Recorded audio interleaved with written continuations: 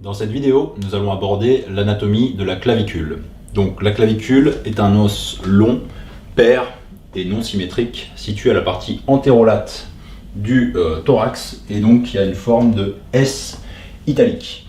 Donc si je représente rapidement un petit schéma pour situer la clavicule, voilà, on va représenter ici le galbe d'une épaule droite avec le relief de la clavicule ici, en dedans duquel on retrouve la fourchette sternale. Voilà. Et donc, on a ensuite ici le relief du muscle sternocléido-mastoïdien. Voilà, ici, pareillement de l'autre côté. Voilà, comme ceci, au-dessus duquel on retrouve la mandibule, la mâchoire de l'autre individu. Voilà, on présente la bouche ici, voilà, et le nez, voilà, comme ceci. On a également ici le faisceau supérieur du trapèze, pour présenter ici l'oreille, très schématiquement, voilà, comme ceci. Et donc, ensuite, on va avoir ici le relief du muscle pectoral, ici avec le mamelon, ici chez l'homme. Donc ensuite, on a ici la fin du muscle deltoïde, puis on aperçoit ici le relief du biceps au niveau du bras, corps dorsal et les côtes. Voilà, donc très schématiquement, la clavicule est située donc à la jonction entre trois grandes régions de l'économie du corps, à savoir le cou ici en haut et en bas la région antérolatérale du thorax, et enfin donc le thorax hein, proprement parler, et en dehors et en bas le membre supérieur. Donc on représente par transparence ici en jaune la clavicule, donc en forme de S italique, on l'a déjà dit. Voilà, comme ceci. Et donc, d'un point de vue topographique, cet os va être la limite, le point de repère de nombreuses régions topographiques. Donc en haut et de dehors en dedans, on va avoir ici en 1 la région sus-claviculaire. Et en dedans de celle-ci, on aura la région carotidienne, dont le muscle sternocléido-mastoïdien représente le relief superficiel. Puis, en dessous de la clavicule, et toujours de dehors en dedans, on va avoir tout d'abord ici en 3 la région deltoïdienne, en dedans et en dedans de laquelle on retrouve en haut le trigone clavipectoral, hein, donc ménagé au sein de l'espace du sillon delto-pectoral, ici, et en dessous, donc qui constituera la voie d'abord de la région infraclaviculaire, qui est juste en arrière, et en dessous, on aura ici la région axillaire. Puis pour finir, en dedans, et toujours en bas de la clavicule, on aura ici la région antérolatérale supérieure du thorax qui, chez la femme, présente la glande mammaire. Donc, comme on peut le voir, la clavicule, d'un point de vue topographique, est un repère chirurgical essentiel pour de nombreuses régions chirurgicales, donc de nombreuses voies d'abord. Voilà. Donc ensuite, d'un point de vue osseux, la clavicule repose en dedans sur le manubrium sternal qu'on va représenter ici avec, hop, comme ceci, une vue antérieure. Voilà. Et avec ensuite le corps du sternum ici, donc manubrium sternal ici, en arrière duquel on va retrouver la première vertèbre thoracique, d'où s'articulera la première côte, comme ceci. Voilà. Et son cartilage, hein, puisque effectivement On a ici un cartilage chondrocostal qui s'articulera lui-même avec une partie de la clavicule comme on le verra. Donc ensuite on représente très rapidement le relief de la cage thoracique. On peut éventuellement placer la deuxième côte ici, voilà, qui se termine au niveau de l'angle de l'ouïe, donc à la jonction entre manubrium et corps du sternum, toujours par un cartilage chondrocostal ici. Donc ensuite on va représenter en dehors de cet hémithorax, donc on peut orienter déjà, ce sera pas mal. Donc en haut c'est crânien et en dehors c'est la droite, voilà. Donc à ce niveau là on va avoir ici, on va représenter comme ceci l'omoplate, la scapula, avec le processus coracoïde ici et la glène de la scapula, cavité glénoïde ici, et au-dessus duquel on retrouvera l'acromion, donc qui continue l'épine de la scapula. Donc toujours en jaune, on va représenter la scapula comme ceci.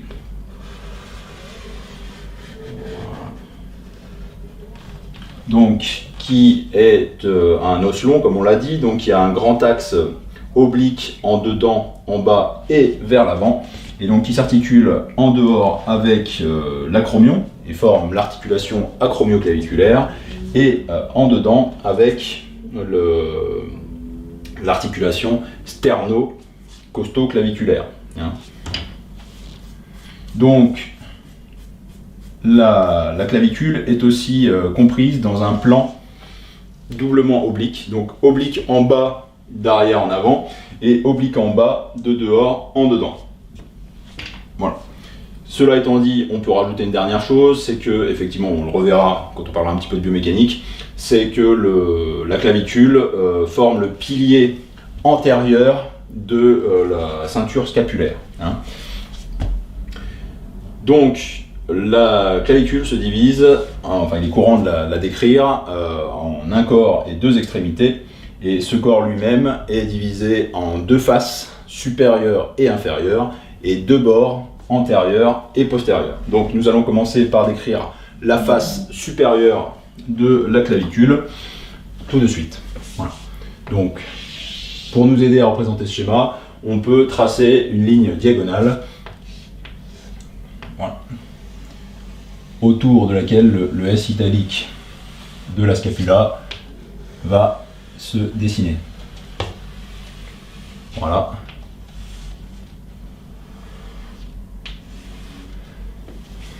Donc voilà la scapula. Pardon. Voilà pour la clavicule. Donc sur sa face supérieure, donc pareil, on va représenter son orientation. Donc ici on a en arrière, voilà. Donc c'est le dos et toujours c'est latéral droit ici.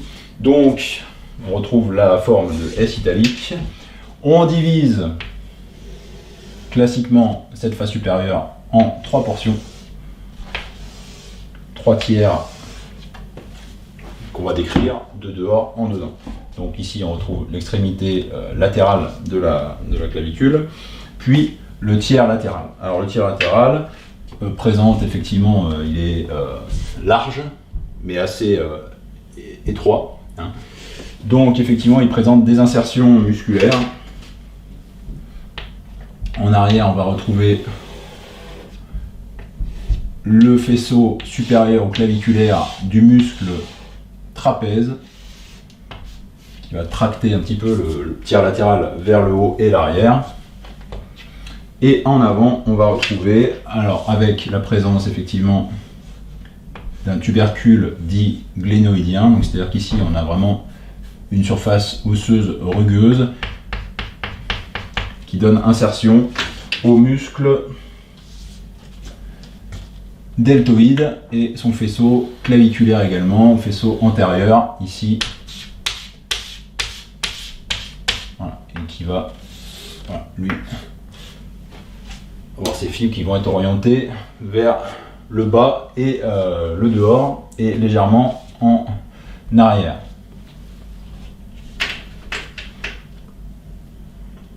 Donc entre ces deux muscles, on va avoir la présence de l'insertion de l'aponévrose ou du fascia cervical superficiel qui va se continuer ensuite sur les deux tiers latéraux. Donc ensuite, au niveau du tiers moyen, on va avoir donc une insertion libre une zone libre de toute insertion musculaire qui va être superficielle et sous-cutanée. Ce que j'ai oublié de dire dans ma présentation de la clavicule, c'est que bien sûr c'est un os superficiel et sous-cutané, donc facilement palpable. Donc le tiers moyen, libre de toute insertion musculaire, convexe vers l'avant, lisse, et assez étroit. Il s'affine par rapport au tiers latéral. Puis on passe sur le tiers médial, qui lui s'épaissit à nouveau et devient progressivement, plus on s'approche de l'extrémité médiale, il devient prismatique triangulaire à la coupe. Ce qui donne effectivement, si on sectionne ici chaque portion de l'os, ce qui va donner ici effectivement au niveau du tiers latéral un corps qui va être étroit et fin, alors qu'en son tiers moyen on aura effectivement une forme réniforme, voilà, comme ceci, c'est-à-dire creusé et concave en dessous et convexe au-dessus. Puis au niveau du tiers médial, on aura une forme triangulaire prismatique, plus on s'approchera de l'extrémité médiale, comme nous le verrons. Voilà pour la coupe. Donc on revient sur le tiers médial. Donc effectivement, on a à nouveau des insertions musculaires avec en arrière le muscle sternocléido-mastoïdien ici, donc qui s'insère en deux chefs qu'on ne va pas représenter, qu'on ne va pas détailler ici. Voilà, il y a deux chefs, l'un devant l'autre. Puis en avant, on va avoir la présence du muscle grand pectoral, principalement sur le bord antérieur de la clavicule. Donc muscle grand pectoral qui donc est, enfin le chef qui s'insère sur la clavicule, c'est le chef claviculaire bien sûr du grand pectoral, qui déborde un petit peu sur effectivement le tiers moyen. Et entre les deux, à nouveau, on va avoir le fascia, l'aponévrose cervicale moyenne. Donc voilà pour la face supérieure. Nous passons maintenant à la face inférieure. Donc à nouveau, nous pouvons tracer une diagonale qui va nous aider à représenter cette face inférieure. À nouveau, j'oriente mon schéma. Donc ici, c'est l'avant, c'est ventral. Et là, c'est toujours latéral droit. Donc on a toujours ici l'extrémité acromiale. Cette fois-ci, la face inférieure est divisée en 4 portions égales. Voilà. Voilà, avec les extrémités. Donc effectivement, on va avoir de dehors en dedans. Au niveau de la face inférieure, toujours ici large, la présence de rugosités qui donneront insertion à de puissants ligaments, comme on va le voir. Et donc ces rugosités sont au nombre de 2, on peut en distinguer 2.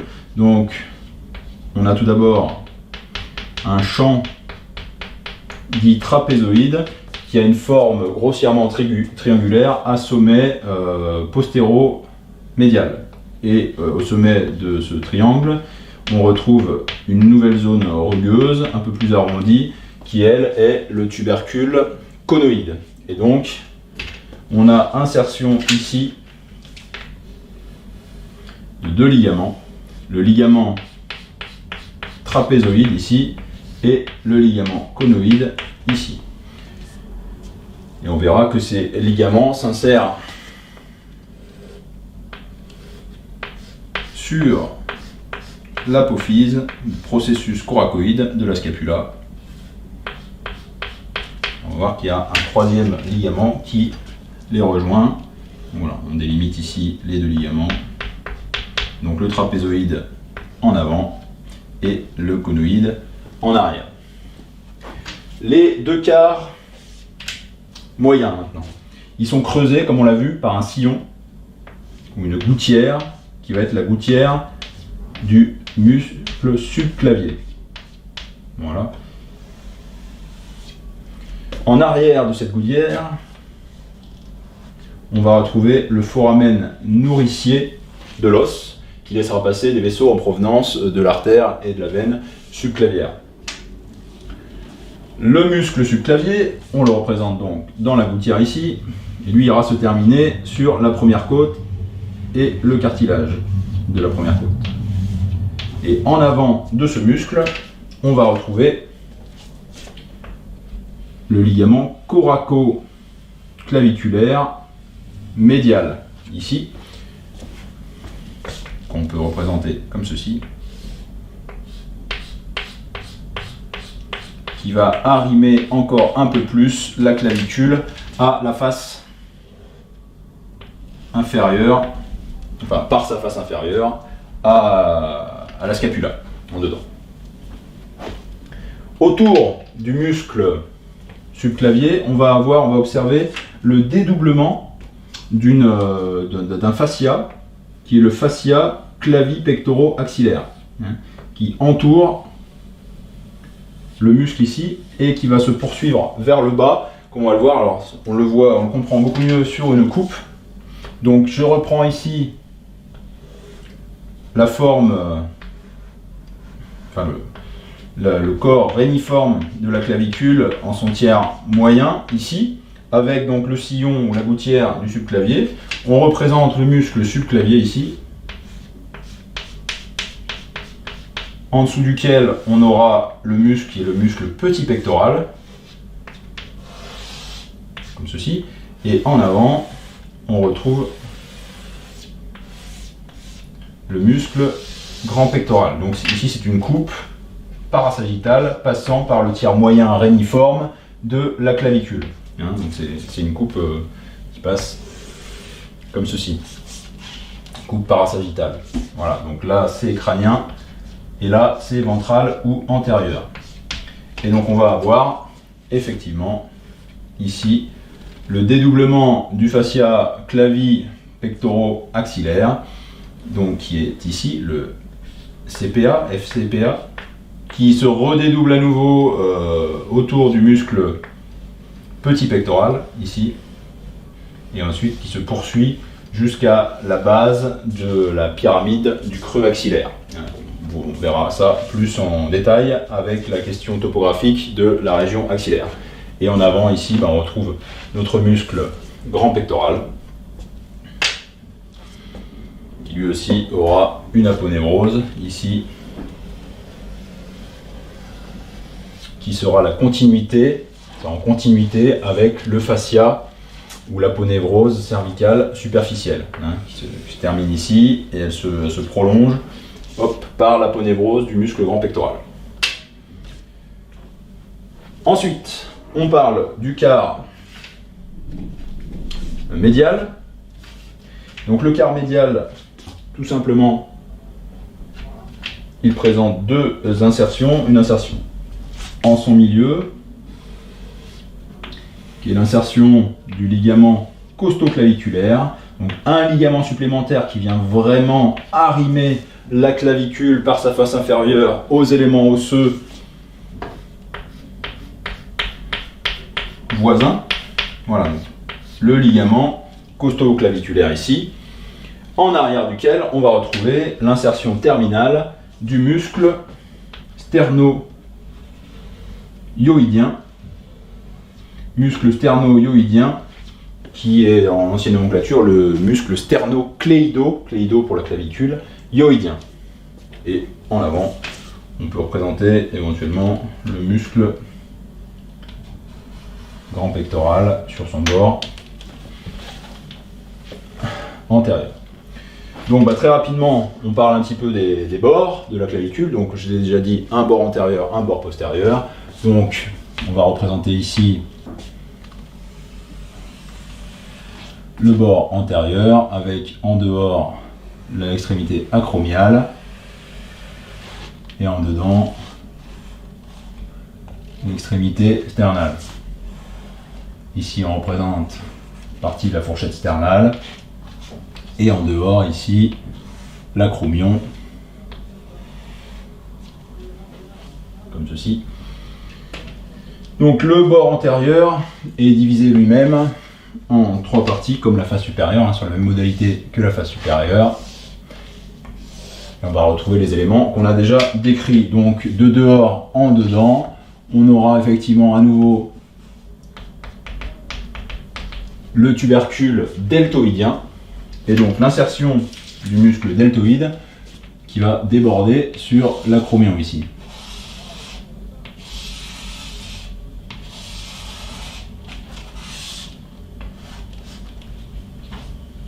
Tiers moyen, peu d'insertion, donc convexe, fin, lisse, convexe vers l'avant, présente éventuellement une partie du muscle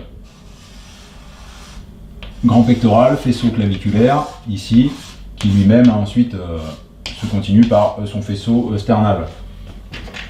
Et en dessous, bien sûr, on représente également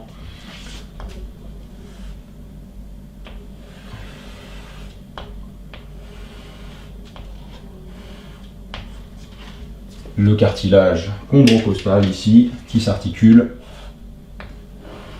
avec la face inférieure de l'extrémité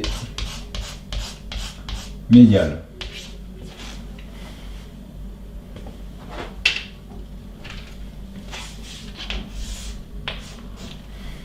Le bord postérieur ensuite. Donc bon, ici toujours crânien et latéral droit. Ensuite, le bord postérieur, inversement conformé.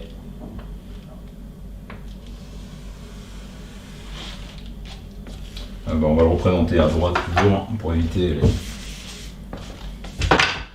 ambiguïtés. Donc ici,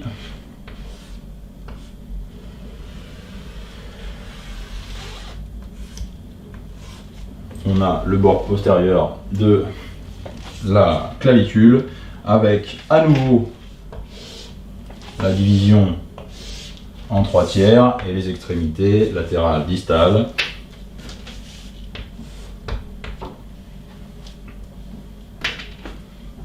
En dehors, on retrouve à nouveau l'insertion du muscle trapèze, son faisceau supérieur ou claviculaire, qui remonte sur la face supérieure. Puis, tiers moyen, pas d'insertion, ou alors les insertions qui débordent du tiers latéral et du tiers médial. Et ensuite, au tiers moyen, on va retrouver le muscle sternocléido-hyoïdien et ses 2 insertions, en arrière duquel on retrouve l'aponévrose cervicale moyenne, qu'on peut représenter sur notre coupe parasagittale ici, voilà, ici, avec le muscle sternocléido mastoïdien qui se termine en avant, et en arrière on va avoir le muscle sterno-hyoïdien qui se termine en dessous de cette ligne. Voilà. Et puisque ce sont des muscles sterno, ils se terminent aussi sur le sternum. Voilà. Qui est situé ici.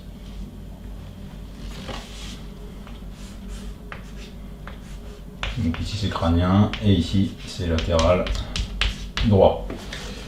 Donc nous avons vu les faces supérieures, inférieures, bord antérieur, bord postérieur. Nous allons maintenant voir les extrémités de la clavicule, à commencer par l'extrémité latérale, dite acromiale, qui participe à l'articulation acromioclaviculaire, articulation qui est une arthrodie, c'est-à-dire une articulation à surface plane, et du coup on va forcément retrouver une facette articulaire au niveau de cette extrémité.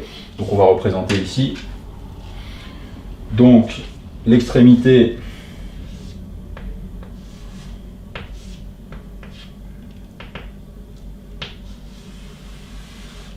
comme ceci.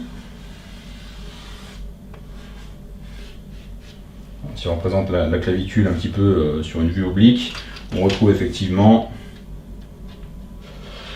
une facette articulaire et un pourtour, un périarticulaire. Donc cette facette articulaire est une surface plane, encroûtée de cartilage et à grand axe antéro-postérieur. Voilà, donc elle est ovalaire et donc elle répond à une facette acromiale équivalente, inversement conformée.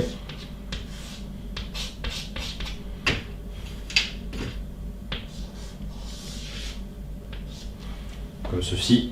Donc là on a disloqué l'articulation et donc l'articulation en question présente une capsule articulaire ici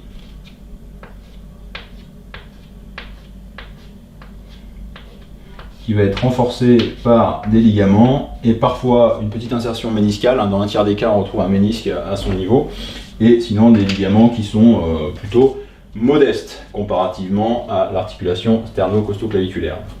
Donc effectivement des renforts antérieurs, postérieurs, éventuellement supérieurs, mais très anecdotiques comparativement à l'extrémité médiale. Donc extrémité médiale tout de suite. Donc bon, juste, je fais apparaître ici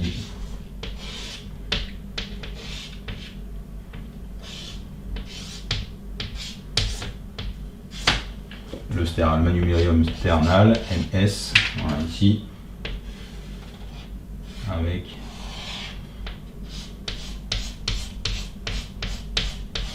le cartilage chondrocostal, comme ceci, de la clavicule, et de la première côte, pardon.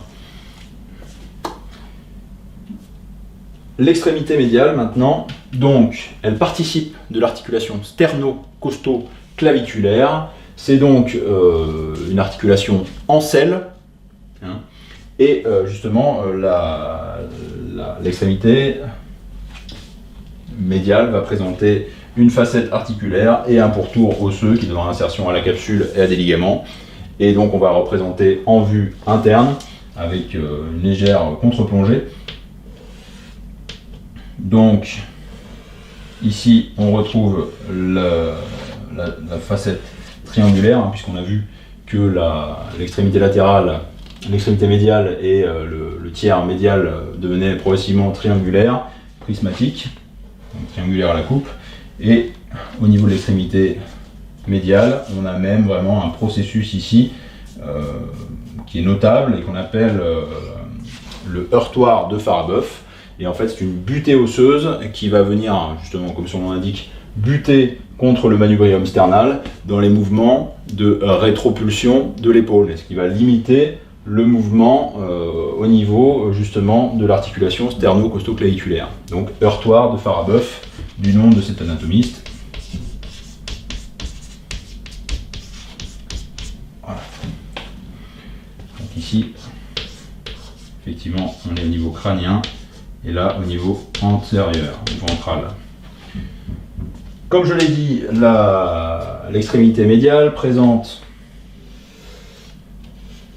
une facette articulaire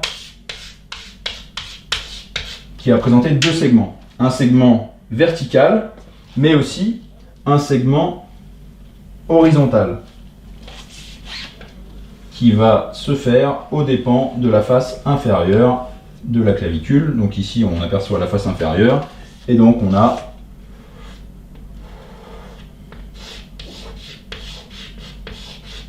le segment plus court mais horizontal de cette facette articulaire, ce qui fait que la surface articulaire est convexe de haut en bas, ici,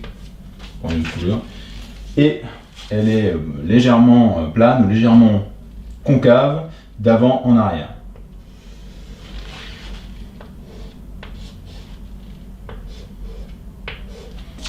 Donc, convexe de haut en bas et concave d'avant en arrière ou d'arrière en avant. On retrouve autour d'elle une capsule, à nouveau. Capsule articulaire, donc bien sûr cette surface est elle aussi encroûtée de cartilage hyalin, puisque c'est une diarthrose, c'est une articulation mobile. Et cette fois-ci, on va avoir des renforts ligamentaires importants au niveau de l'articulation, avec un ligament antérieur, donc un épaississement de la capsule antérieure, un épaississement de la capsule supérieure ici, et un épaississement de la capsule postérieure, donc un ligament postérieur. Au-dessus du ligament supérieur, on va retrouver une formation ligamentaire supplémentaire qu'on appelle le ligament interclaviculaire ou ligament jugal. Donc ligament qui va aller rejoindre effectivement son homologue du côté opposé, au niveau du manubrium sternal. Donc ici on peut l'apercevoir, et donc effectivement on va y avoir un pont, une communication entre les deux clavicules et les deux ligaments interclaviculaires qui vont se rejoindre entre eux au niveau donc du manubrium de la fourchette sternale. On retrouve ici bien sûr le ligament costoclaviculaire, en arrière duquel on retrouve l'insertion terminale du muscle sterno-hyoïdien. Voilà pour l'extrémité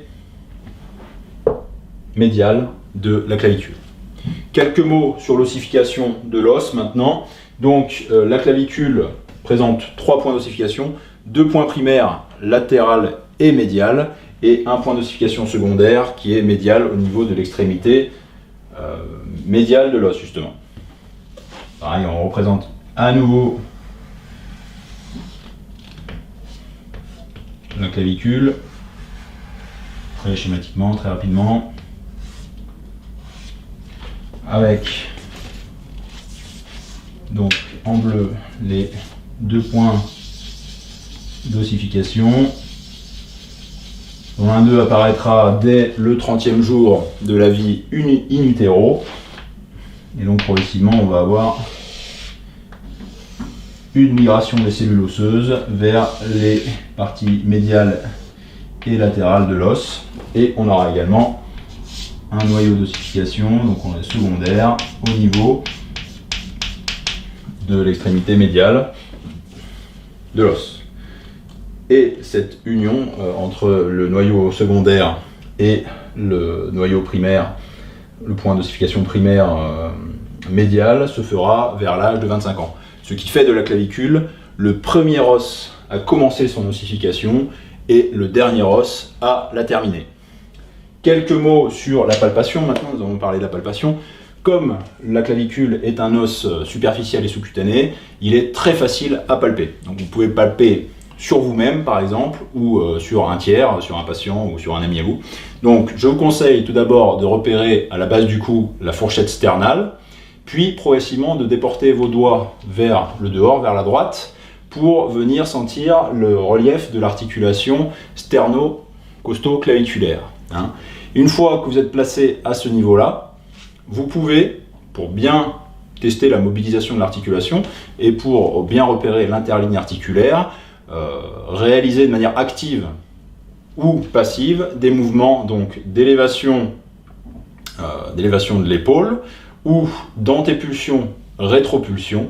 Et puisque on a la présence d'un ménisque au niveau de l'articulation sterno-costo-claviculaire qui permet un degré de liberté supplémentaire à l'articulation en selle, qui est l'articulation sterno-costo-claviculaire, vous pouvez également apprécier ces petits mouvements de rotation en entraînant un mouvement d'extension du bras sur l'épaule ou de flexion du bras sur l'épaule.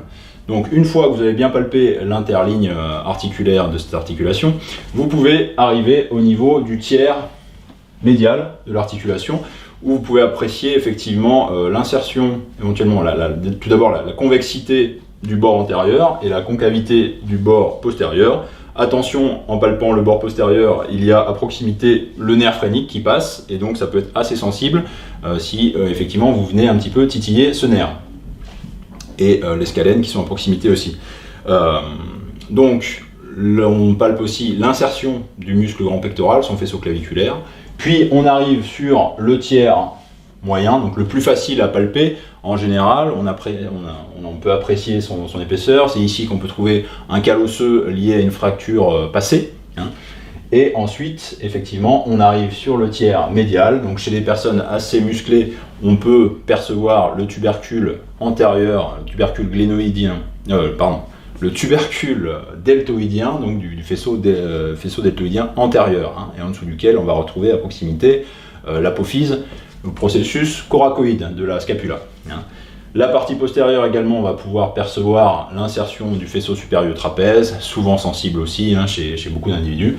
Puis on arrive au niveau de l'extrémité latérale, donc au niveau de l'acromion et de l'articulation acromioclaviculaire. Et là, à nouveau, pour pouvoir bien repérer l'interligne articulaire, pour pouvoir mobiliser, tester la mobilité de l'articulation, à nouveau, on peut effectuer ou faire effectuer des mouvements passifs ou actifs d'élévation de l'épaule, d'antépulsion, rétropulsion, ou même d'extension, flexion du bras, ce qui permet de vraiment sentir cette articulation qui parfois est un petit peu discrète chez certaines personnes. Donc c'est vraiment la mobilité qui va nous permettre de la sentir, de la repérer. Et sinon, pour la majorité des individus, effectivement, on a comme une petite marche d'escalier entre effectivement la partie acromiale de la clavicule et l'acromion proprement dit. Donc voilà pour la palpation très facile de cet os. Ensuite, d'un point de vue biomécanique, on a déjà dit effectivement que la clavicule était le pilier antérieur de la ceinture scapulaire, mais c'est aussi un arc-boutant pour la scapula. C'est-à-dire que la scapula, toujours de par les tensions musculaires des muscles puissants qui entraînent l'humérus vers l'avant, suit donc l'humérus, et donc la scapula, de manière spontanée, a tendance à s'antérioriser. Et la clavicule vient comme un arc-boutant empêcher l'antériorisation naturelle de la scapula.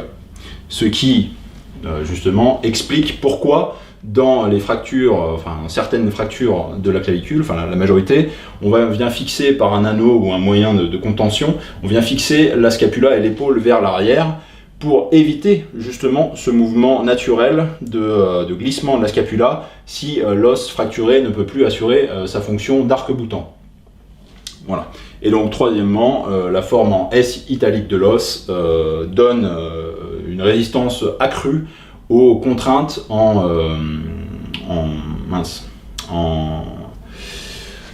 compression axiale. Voilà, donc 3 éléments à retenir au niveau biomécanique. Ensuite, au niveau justement traumatique et au niveau des pathologies courantes de la clavicule, on retrouve lié à ça très souvent des fractures du tiers moyen de la clavicule, surtout dans les activités sportives telles que le rugby, le judo ou le vélo, tout ce qui peut entraîner une chute sur l'épaule, donc au ski aussi par exemple. Donc les fractures se font souvent au tiers moyen, et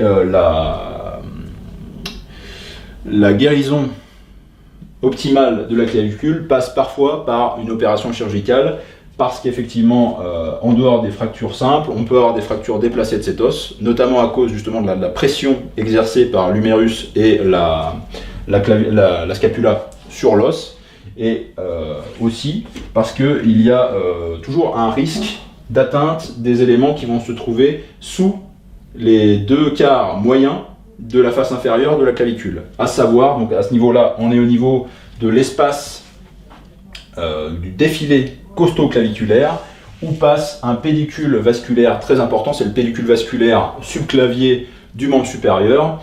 Et donc, effectivement, on a ici l'artère subclavière, en dedans duquel on retrouve la veine subclavière, qui devient, à ce niveau-là, elles sont devenues axillaires, bien sûr. et la présence du plexus brachial, donc la grande majorité des nerfs du membre supérieur et du plexus brachial passe au niveau de ce défilé costoclaviculaire. Donc en cas d'atteinte du tiers moyen avec des fragments qui peuvent se déplacer, ces fragments osseux peuvent aller irriter ou même déchirer la tunique vasculaire d'une artère très importante du membre supérieur, ou même venir comprimer un nerf. Et du coup, effectivement, parfois, au niveau des fractures claviculaires, la chirurgie est indispensable. Voilà. Donc ensuite, autre pathologie traumatique très courante au niveau de la clavicule, puisque la clavicule, comme on l'a déjà dit, est posée sur, en dedans, le manubrium sternal et le cartilage chondrocostal de la première côte, et en dehors sur l'acromion. Effectivement, les contraintes mécaniques peuvent entraîner uniquement des mouvements, enfin des luxations, des subluxations antérieures et supérieures, hein, puisque dans l'autre sens, l'os vient buter contre ces deux points d'appui. C'est pourquoi on retrouve autant de formations ligamentaires à la partie inférieure. Bon, déjà, c'est le seul endroit où ces ligaments peuvent s'insérer. Et ensuite, effectivement, ce sont des ligaments qui viennent contrebalancer les contraintes mécaniques qui ont tendance à emmener la clavicule vers l'avant. Mais parfois, il arrive quand même que, effectivement, la clavicule se luxe ou se subluxe. Et du coup, ça se fait la plupart du temps au niveau de l'articulation acromioclaviculaire, et effectivement on a soit un arrachement ligamentaire, soit une distension ligamentaire qui va entraîner ce qu'on appelle cette fameuse touche de piano. Donc la touche de piano, effectivement, c'est quand effectivement vous avez un relief anormal au niveau de l'articulation acromioclaviculaire, vous vous appuyez dessus, ça fait redescendre la clavicule au niveau acromial, donc en butée contre la face acromiale de l'acromion, enfin la face claviculaire de l'acromion, et vous relâchez votre doigt, et du coup la clavicule remonte. Voilà, comme une touche de piano.